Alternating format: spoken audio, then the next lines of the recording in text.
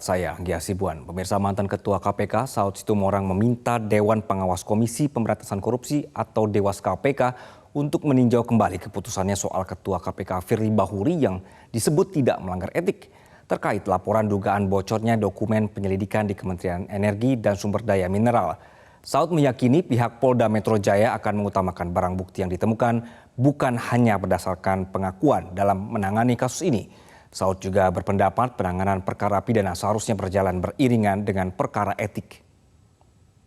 Oleh sebab itu, saya lebih cenderung kalau memang itu sudah masuk di lebih lanjut tahap itu di Polda, saya pikir sebaiknya Dewas meninjau kembali keputusan mereka karena ada perkembangan yang signifikan di Polda untuk kemudian mereka melakukan ulang gitu.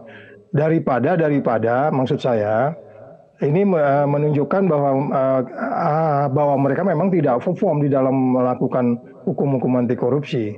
Karena sudah jelas di dalam beberapa case yang ada 2 case di situ menyangkut JT dan menyangkut F ini.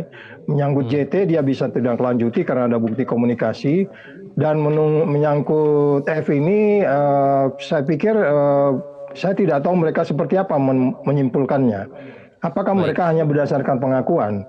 Ya kita nggak perlu pengakuan F, pengakuan siapapun, yang penting adalah bukti-buktinya. Oleh sebab itu saya yakin Polda akan mengambil posisi itu, bahwa tidak ada pengakuan itu tidak perlu. Yang penting kekuatan buktinya.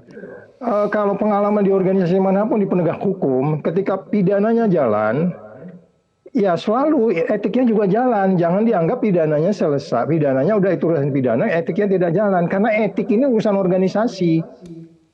Ya, makanya saya bilang dalam hal ini kita lebih keren kasusnya Sambo gitu ya. Pidananya jalan, etiknya jalan, etiknya diputuskan, dia salah, dan itu membawa dampak ke organisasi.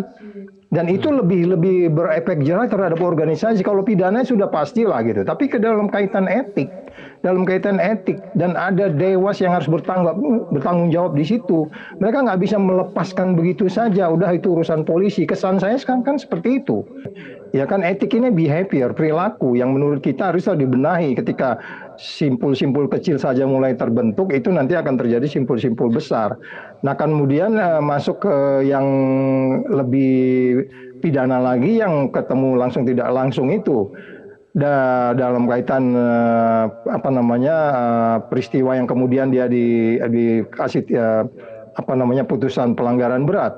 Jadi memang ini sudah merupakan sesuatu yang terus berulang-ulang, tapi kemudian tidak pernah dilakukan tindakan, sehingga kemudian kalau di periode lalu jelas itu tindakan kita lakukan, ada sanksi etiknya dan kemudian diputuskan dia sanksi berat, tetapi kemudian keluar.